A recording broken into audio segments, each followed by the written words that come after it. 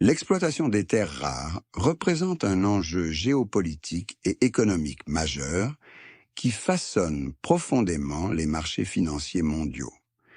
Cette réalité complexe, souvent négligée par les investisseurs, mérite une analyse détaillée pour comprendre son impact sur les stratégies d'investissement. Les terres rares constituent un groupe de 17 éléments chimiques incluant le néodyme, le dysprosium, le terbium et le praséodyme. Ces éléments, bien que méconnus du grand public, sont devenus indispensables à la technologie moderne. On les retrouve dans les moteurs des véhicules électriques, les éoliennes, les serveurs d'intelligence artificielle, les systèmes de guidage militaire, les smartphones et une multitude d'autres applications critiques. Sans ces éléments, la transition énergétique serait compromise, le développement de l'IA ralenti et certaines capacités industrielles deviendraient impossibles à maintenir. Contrairement à ce que leur nom suggère, ces terres ne sont pas géologiquement rares. Leur rareté provient de la complexité de leur exploitation qui nécessite plusieurs étapes techniques sophistiquées. L'extraction, le raffinage, la séparation chimique et le traitement industriel. C'est précisément sur cette chaîne de valeur que s'est créé un déséquilibre mondial significatif. La domination chinoise sur ce marché n'est pas accidentelle, mais résulte d'une stratégie délibérée menée depuis les années 1990, avec plus de 70% de la capacité mondiale de traitement des terres rares et jusqu'à 80 à 90% pour certains éléments critiques, la Chine s'est positionnée comme un acteur incontournable. Cette position a été acquise grâce à une politique industrielle acceptant des marges faibles, des coûts environnementaux élevés et une planification à long terme, alors que l'Occident externalisait cette production jugée peu stratégique. L'incident de 2010 entre la Chine et le Japon illustre parfaitement les implications de cette domination.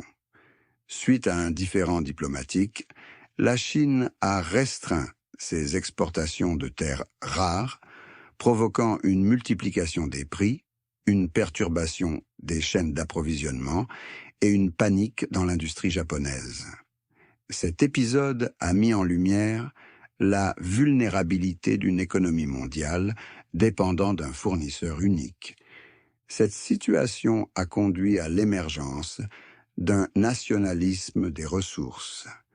Les grandes puissances économiques comme les États-Unis, l'Union européenne et le Japon investissent massivement dans leur souveraineté industrielle.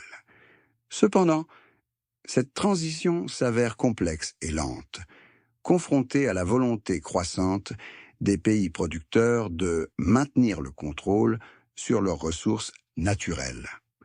Pour les investisseurs, cette réalité géopolitique transforme fondamentalement l'analyse des risques. Les portefeuilles technologiques, en particulier, présentent une vulnérabilité structurelle souvent sous-estimée. L'illusion d'une technologie immatérielle masque une dépendance profonde aux métaux, à l'énergie et aux infrastructures physiques.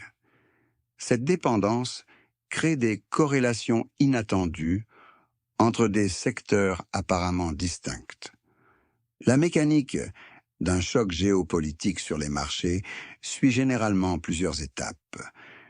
Tout commence par une décision politique, restriction d'exportation, modification des licences minières, nouvelle réglementation, qui peut sembler anodine au début.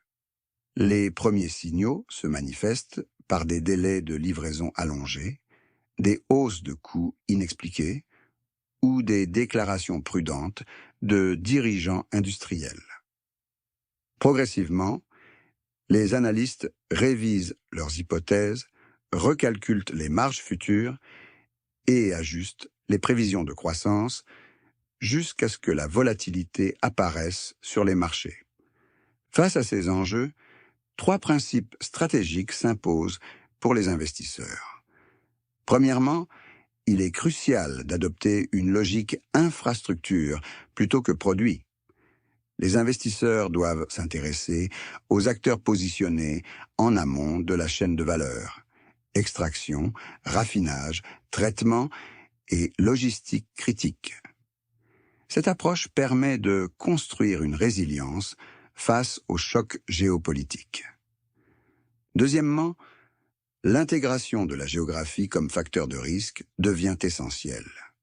L'évaluation doit prendre en compte la stabilité réglementaire des pays producteurs, leur alignement stratégique avec les blocs économiques et la sécurité juridique des investissements. Troisièmement, l'utilisation d'instruments de couverture intelligents, comme les ETF thématiques ou les stratégies multi-actifs, permet de diversifier les risques tout en maintenant une exposition aux tendances structurelles du secteur. Les perspectives pour 2026 à 2035 suggèrent que cette problématique restera centrale. Les cycles industriels sont longs, la relocalisation des capacités de traitement nécessite des années, voire des décennies, et les décisions politiques laissent des traces durables. Même avec l'émergence de nouvelles technologies, les terres rares demeureront critiques pour au moins une décennie. En conclusion, la géopolitique des ressources est devenue un facteur déterminant de performance pour les investisseurs.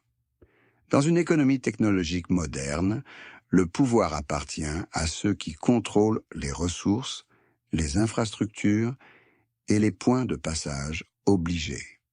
La création de richesses futures dépendra non seulement de l'innovation, mais aussi de la capacité à naviguer dans un monde de plus en plus fragmenté et politiquement complexe.